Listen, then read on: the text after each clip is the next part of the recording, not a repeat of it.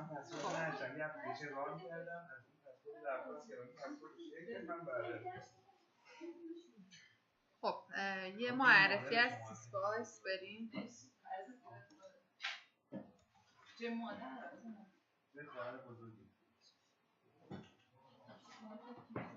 خب حالا چیزایی که میخوایم بررسی بکنیم: architecture approach to centralized and dynamic network security policy informants, ISE features and benefits, ISE policy construct. این چیزایی که حالا میخوایم بررسی بکنیم. At a high level, Cisco Secure Access یا Network Access Control System is the architecture that allows you to set policy for who can gain access to your network and what they can do while they're there. در واقع میگه کلا این پروسه این که کی وقتی وصل میشن به شبکه و اینا چه اتفاقی میفته به این میگن Network Access Control System. This might include a host connecting to a switchboard, a wireless network or a VPN. Cisco Secure Access enables you to granularly control initial, ongoing access to the network and audit service using policies.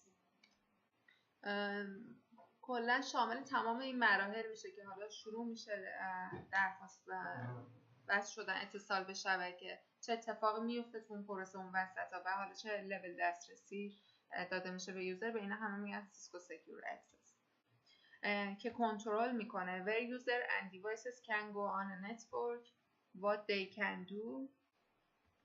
این که براتون توضیح دادم ممکنه یه یوزر یه جای دسترسی داشته باشه، یه جای دسترسی دیگه داشته باشه. اینا همه بستگی داره شما پالیسی چجوری تعریف کرده باشه، لوکیشن رو آورده باشه تو پالیسی یا نه، مثلا زمان رو آورده باشه تو پالیسی یا نه. اینا همه رو بستگی داره شما پالیسیتون رو چجوری چیده باشین.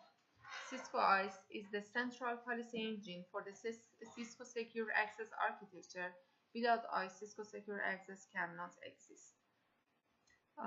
As a policy engine solution, ISE lets you gain awareness of everything hitting your network, provides access control consistently and efficiently, and relieves the stress of complex network access management. کاملا یک دید کامل از شبکه به شما میده که هر چیزی که وصل شد به شبکه شما کنترل داشته باشین روش و حالا اون استرسی که این مدیریت بکنه این شبکه رو کاهش پیدا بکنه. Architecture approach to a centralized and dynamic network security policy enforcement.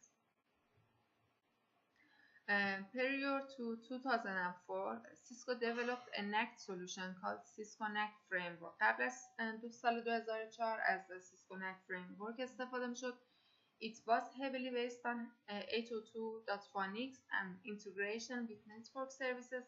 Unfortunately, it was ahead of its time and never widely deployed. میگه اصلا قبل از این آیس و این داستانا به وجود بیاد قبل از سال 2004 نک اومد که حالا چون خیلی از دیوایس ها حالا یا تطبیق نداشتن یا نمیخوردن یا حالا شناخته شده نبود زیاد هم گسترش پیدا نکرد.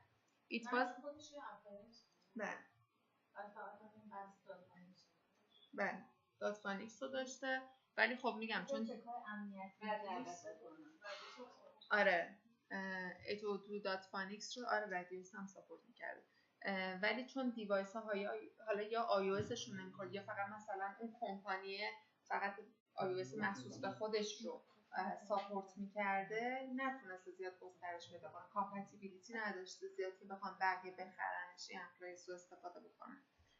It was the right approach to security, but back then the client's device switches, operating system, and just about everything else in the network weren't capable or ready for an 802.phonics based integrated solution. میگه اصلا یه مشکل خیلی بزرگی که وجود داشته قبل از سال 2004 خیلی از دیوایس ها 802.phonics ساپورت نمی‌کردن. یعنی یه دلیل این که اصلا این نک نتونسته گسترش پیدا بکنه یک بخش قضیه این بوده. In response to the slow adoption of the NAC framework, Cisco acquired Perfigo در واقع هم شرکتی بوده که NAC framework رو تکنولوژیشو در واقع ارائه داده. And in سیسکو خریده این تکنولوژی رو. And in 2004 released the Cisco NAC appliance solution that was based on the Perfigo technology. بعد سیسکو اومده خریده اینو ارائهش داده. سیسکو NAC appliance و شده دیگه سیسکو NAC appliance provided an overlay NAC solution that did not require no use 802.1x or an architecture approach. It was pure overlaying technology using simple network management protocol and inline NAC appliance to get job done. میگه اصلا 802.1x موفقیتش به خاطر این بود از 802.1x استفاده نمی‌کرده، فقط از پروتکل SNMP استفاده می‌کرده. As the maturation and proliferation of support for 802.1x grew over the years, it became clear to Cisco that it was time to reintroduce a next generation NAC solution that was based on 802.1x. دیگه وقتی که پیشرفت کرد دیوایس همه .1x ساپورت کردن، دیگه اومد یه next generation داد که بر اساس .1x کار بکنه. In 2011, Cisco released Cisco ISE to provide its customers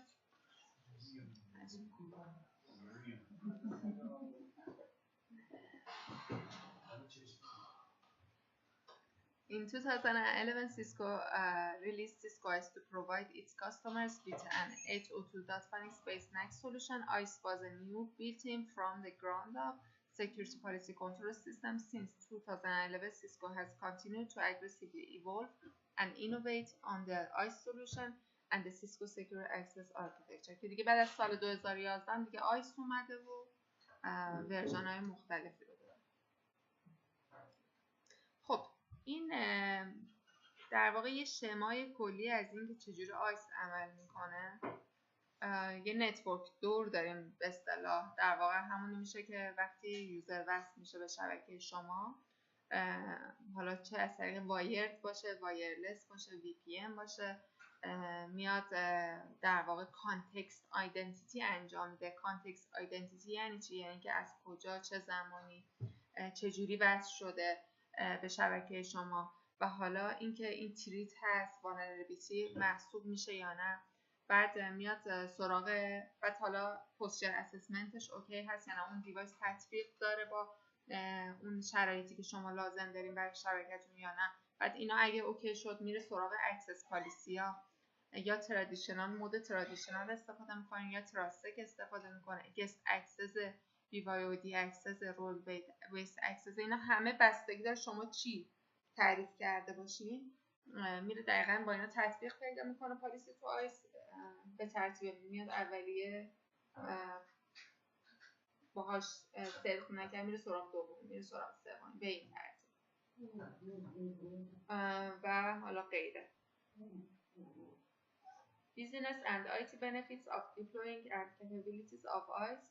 یه ویژگی خیلی خوبی که داره ISE Centralized Network Access Control based on business role and security policy to provide a consistent network access policy for end users, whether they connect through the wired, wireless or VPN.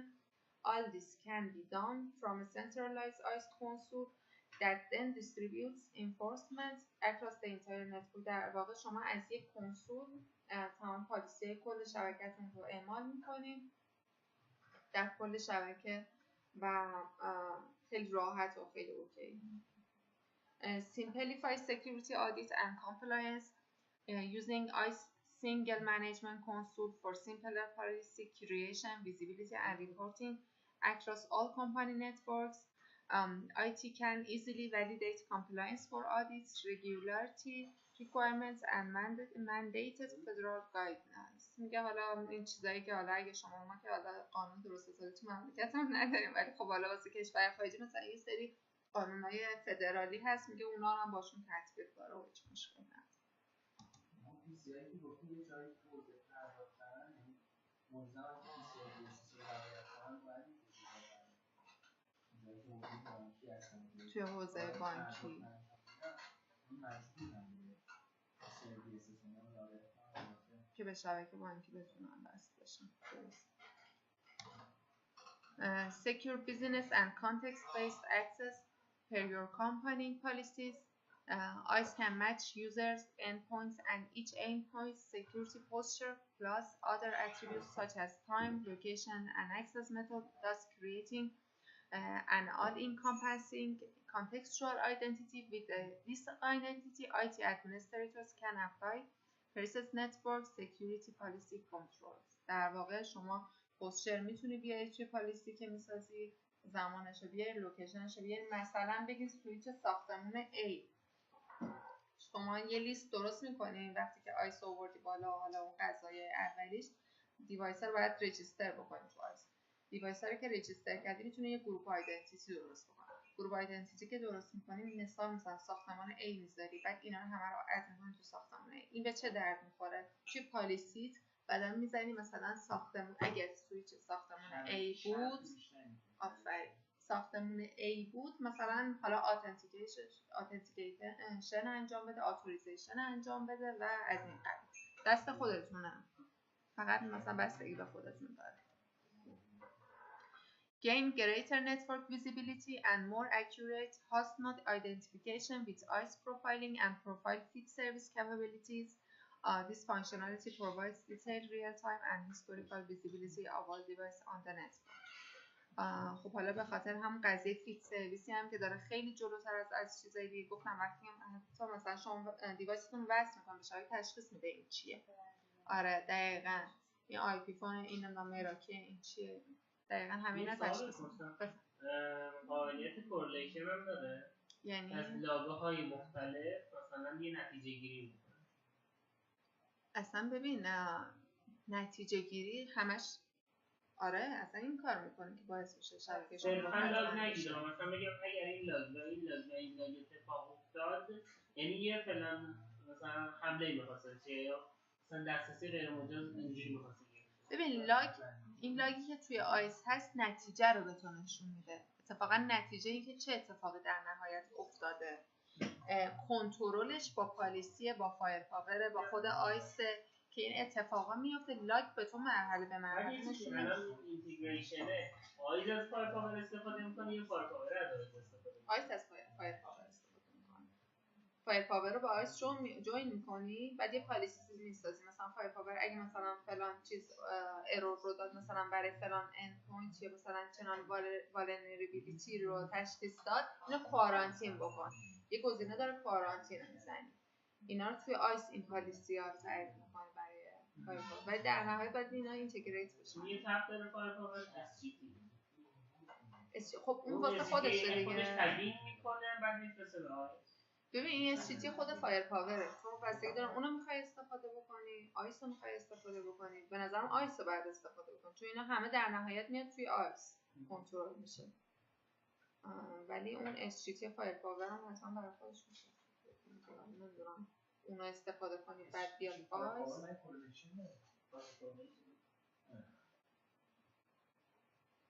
یعنی فایر پاور نه، فایر پاور تشخیص بده، خب بعد با فیکس گرید با این حرف بزنه که آقا این اند یوزر رو کارانتینش کن، بعد آیس میفرسته به سویچ فلان پورت رو بلاک بکن. با هم کار میکنن دقیقا.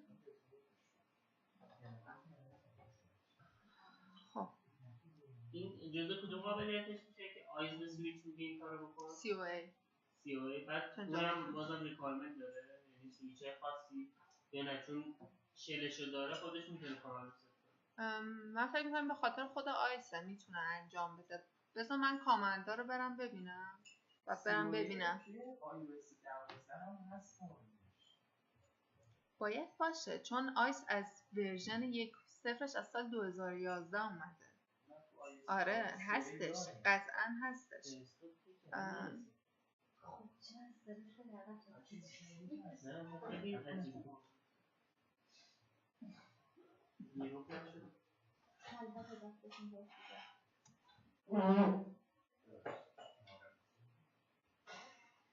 Simplify the guest experience using the robust capabilities that ISE provides for allowing guests to quickly and easily connect to your network.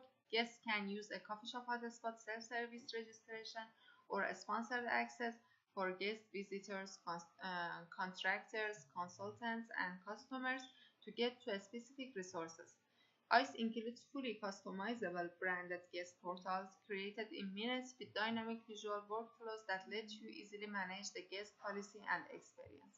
کاملا فکر نکنم هیچ جا تنوع انقدر واسه حتی guest experience داشته باشن. توی آیس شما حتی گستاتون هم میتونید گست ویزیتور کانترکت، واسه اینا همه میتونید پروفایل های جداگانه درست بکنید خودشون ثبت نام بکنن. بعد حالا اگه مثلا یه دسترسی محدود بدین، مثلا برای یه ساعت اینترنت مثلا به یه گست بدین، مثلا با یه حجم محدود، اینا تمام میتونه شما با آیس انجام بدین. البته به غیر از آیس هم میتونین انجام بدین، ولی خب این بیشتر تنوع چیزش پورتالیشو بیشتر کرده، اینکه چه پالیسی اعمال بکنین رو بیشتر مد نظر داره. خب اینم BYOD هم هست که Enterprise Mobility خیلی چیز مهمیه. with simple out of box setup, self-service device onboarding and management, internal device certificate management and integration with Enterprise Mobility Management. integrate شده با EMM partners. This allows an organization to quickly and easily move to the more secure ETLS wireless for the enterprise and or all of BYOD devices to connect without sacrificing corporate security. خب خیلی BYOD ها خیلی وقت رسم میشن به شبکه، خیلی ممکنه سکیوریتی شبکه شما رو بیارن پایین، ولی با BYOD که توی آیس استفاده میشه اصلا شما هیچ احساسی نمیکنید، هیچ مشکلی به وجود نمیاد توی شبکتون. Users can manage device according to the business policies defined by IT administrators.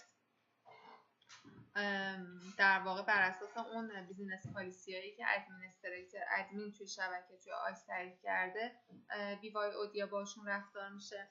The IT staff can get the automated device provisioning, profiling and post sharing it needs to comply with security policies. At the same time, employees can get their own device onto the network without requiring IT assistance. یه چیز مهمی که توی دیوایس BYOD هست اما قضیه پوستچر اسسمنته. وقتی که دیوایستون به شبکه، تبلتتون به شبکه وصل میشه، حالا جلوتر میگیم یه ایجنتی نصب میشه روی اون دیوایستون و در واقع میاد کامپتیبیلیتی دیوایستون رو چک میکنه. مثلا مثال میزنم، اگه لپتاپ باشه آنتی ویروسش رو چک میکنه ببینه فعال، آپدیت هست یا آپدیت نیست. اینا همه بستگی داره شما چه پالیسی تعریف کرده باشید. مثلا فلان نرم افزار فلان پچ آخرین پچ نصب هست یا نه. اینا رو همه رو بررسی میکنه و اگه همه اینا اوکی بود اجازه میده شما به شبکه وصل بشین.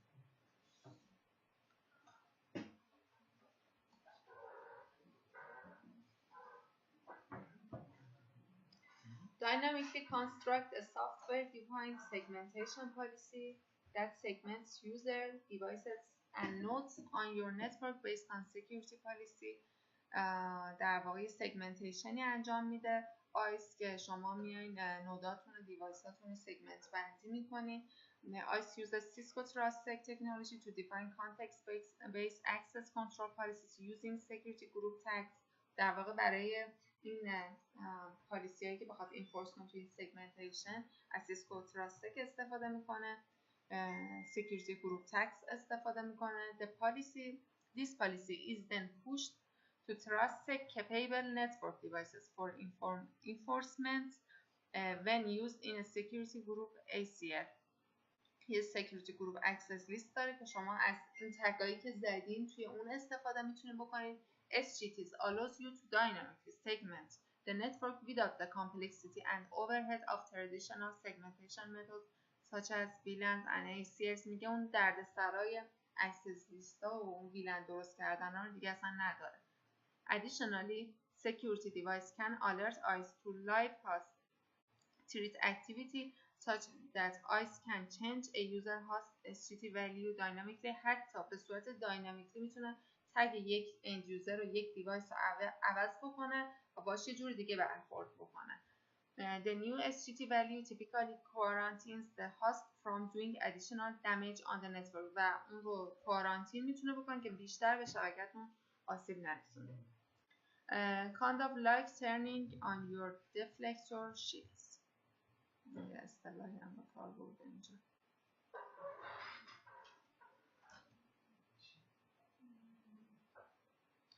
Share user, device and other contextual data within the Cisco secure access architecture as well as with the Cisco partner solution. ICE uses Cisco PXScript technology to share rich contextual data between products.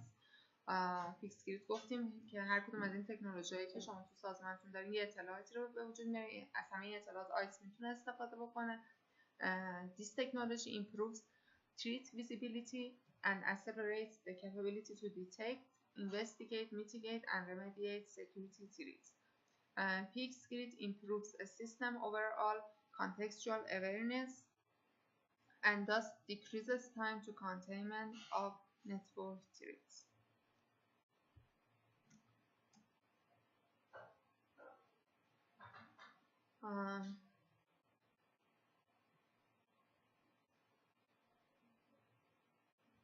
چیز من میخواد کنم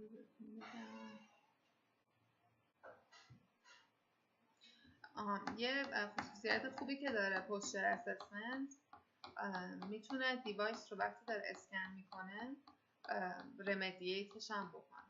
یعنی اینکه مثال میذارم آنتی ویروسش اگه آپدیت نیست در واقع بستش کنه به اون سایت و آپدیتش بکنه بعد اجازه به شبکه بده. این رمدییت که اینجا میگه منظورش همینه که اون بستگی داره باز شما توی پالیسیتون چی تعریف کرده باشید.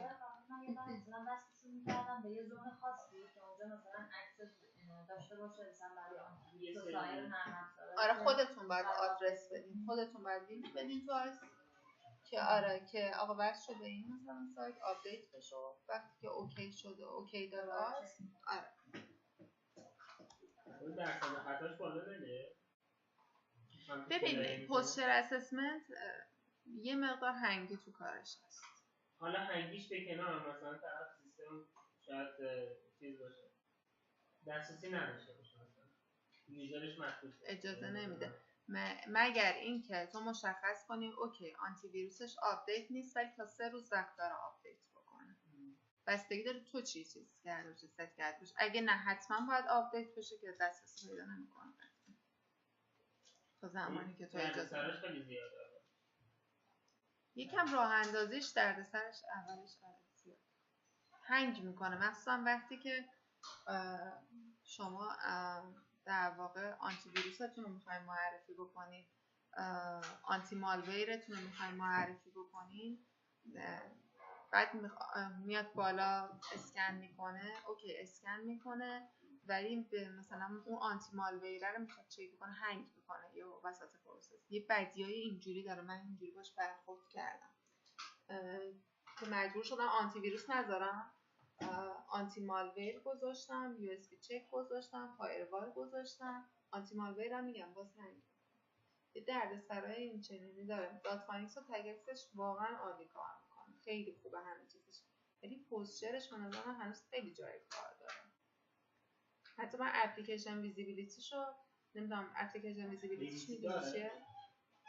اپلیکیشن ویزیبیلیتیش میدونی چیه؟ نه من نمیدونم ولی اپلیکیشن ویزیبیلیتی وقتی نود وصل میشه شما اگه اپلیکیشن ویزیبیلیتی تعریف کرده باشین توی پالیسی‌های پوستر برای آیس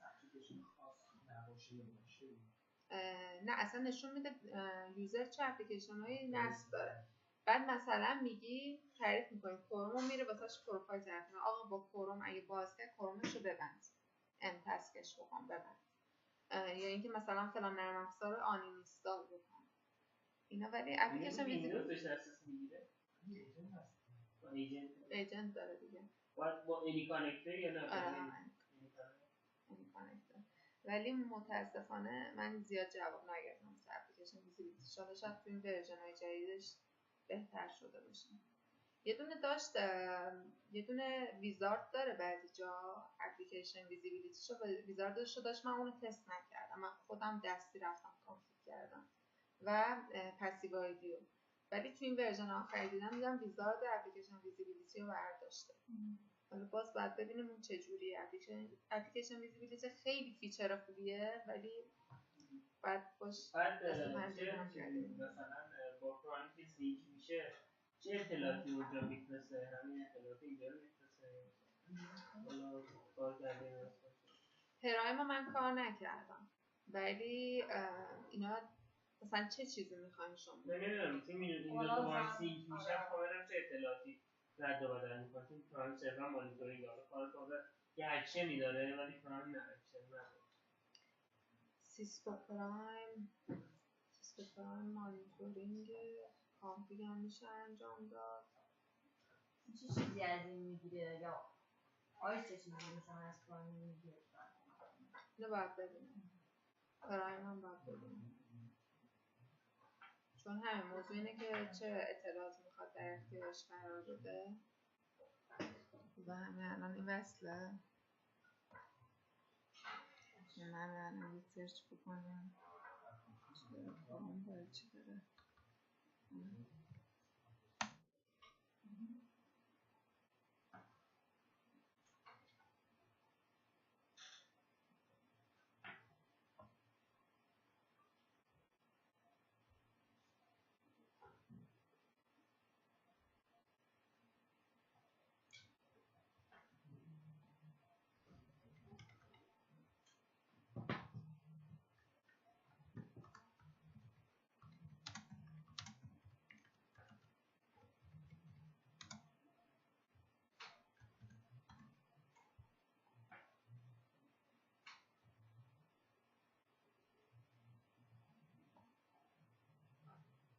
بذاریم فکر کنم اینو برم ببینم توی بحث آنتراک که وقتمون هم گرفته نشه.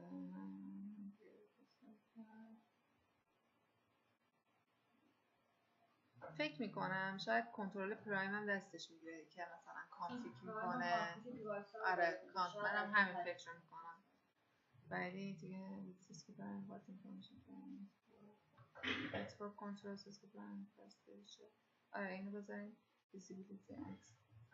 اینو میبینم بهتون میگم توی بین آنتراک بهتون میگم. خب این کجا بودیم؟ اینجا بودیم. اینجا. خب automatically content treats through Cisco PXG technology or ISE APIs application programmer interface. ISE automates the defense of your network based on live treat data from multiple security system. همه چیز لایوه توی ISE. همه تصمیمایی که گرفته میشه لایوه. به خاطر همین خیلی میتونه سریع جلوگیری کنه، میتیگیت کنه. ISE can quarantine system, change their SGT, disconnect nodes from network, apply new access lists, and perform many other remediation actions.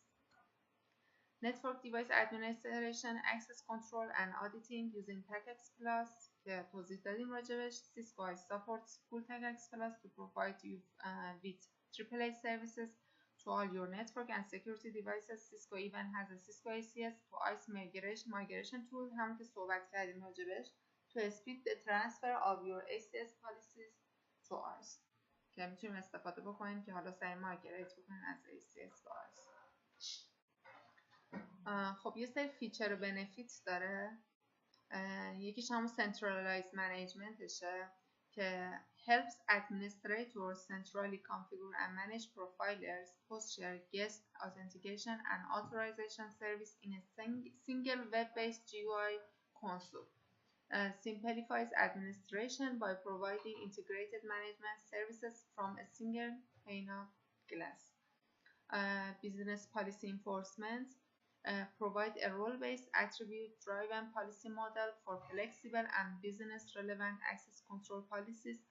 Also provides the ability to create fine-grained policies by pulling attributes from predefined dictionaries. یه دیکشنری داره ISE که یه سری اتریبیوت داره، مثلا این وایرد باشه، وایرلس باشه، مپ باشه، نمیدونم، تمام اینا رو آماده داره. شما میتونی از اینا استفاده بکنی مگر اینکه بخواید پالیسی رو تغییر بدین، یه چیز دیگه بسازین، میرین توی لایبرریش دوباره توی دیکشنریش یه پروفایل جدید درست میکنین.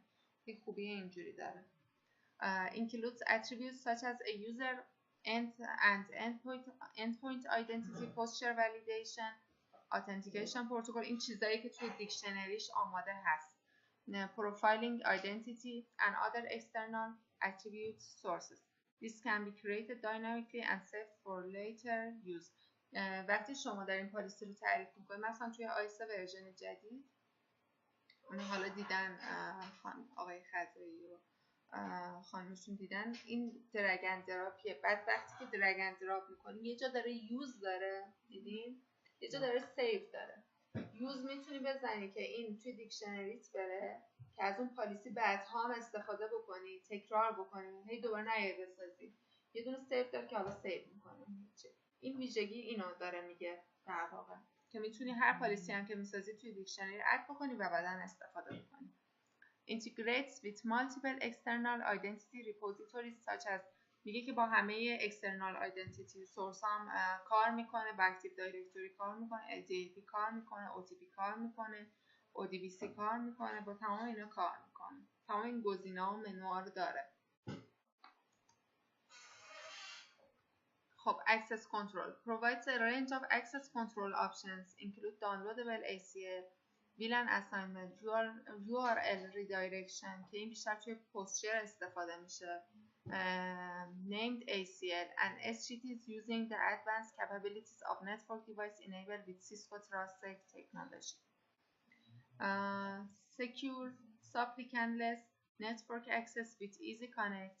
یه ویژگی خوبی که داره ایزی کانکت برای دیوایسایی که دات فانیکس ساپورت نمیکنن که البته بیشتری ساپورت میکنن ولی خب پرینتر دات فانیکس ساپورت نمیکنه دیگه. provides the ability to swiftly roll out highly secure network access without configuring endpoints for authentication and authorization. Drives authentication and authorization from login information across application layers, allowing user access without requiring an 802.1x supplicant to exist on an endpoint. همینو داره میگه. لازم نیست دیوایس شما .1x بفهمه. این پروتکلی که استفاده میکنه برای این چیه؟ برای ایزی کانکت. مک authentication bypass اسمش توشه. authentication رو bypass میکنه. بر اساس اون مپی که شما اد میکنید توی آیستون میره از توی اون لیستی که شما تعریف کردید میبینه اگه تو اون لیست بود توی آیس اوکیش میکنه، میذاره اجازه دسترسی بهش میده، ولی اگه نبود فیلش میکنه. Source Group Tag Exchange Protocol SXP acts as an SXP speaker or listener. توی SXP یه SXP listener داریم، یه speaker داریم. اون لیستنر اسپیکر اون جدول مفهوم میسازه، همون IP2HT مپینگ رو میسازه میفرسته واسه یه لیستنری که حالا در طول کل شبکه این در واقع پالیسی رو اعمال بکنن. He reads over the segments that are not compliant with Cisco TrustSec policies to make sure that differentiated role-based access is provided across the network internet. یعنی لازم نیست همشون SGT بفهمن. یه لیستنر اسپیکر که باشه کل شبکتون رو میتونه پوشش بده و مپ انجام بده. رو بقیه منظورتون سویچ اینا؟ سویچ های دیگه؟ آره دیگه. یه IP2HT مپینگ انجام میده چون IP رو که دیگه دیوایس ها میفهمن. آره IP2HT مپینگ انجام میده، اون دیوایس های مابین از این مپینگ متوجه میشن چی کار بکنن. آره چون در واقع میگه که این IP مثلا این SGT یه مپ انجام میده دیگه میدونه و میفرسته واسه اون دوباره تصمیم ACL رو SGACL رو خودش تعریف میکنه. آره SGT بفهمه دیگه همه پالیسی ها رو اون اعمال میکنه، وایس اعمال میکنه به دیوایس های دیگه هم در واقع این میگه چی کار بکنید. آره یه گست لایف سایکل خسته شدیم؟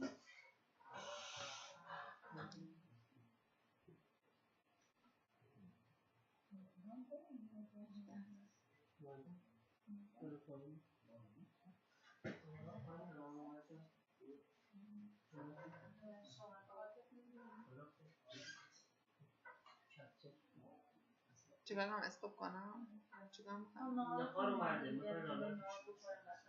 نه نظر شما چیه؟ برای من هیچ فرقی نداره. اینجوری که شما میخندی میدونم چی. بذاری من استوبش بکنم.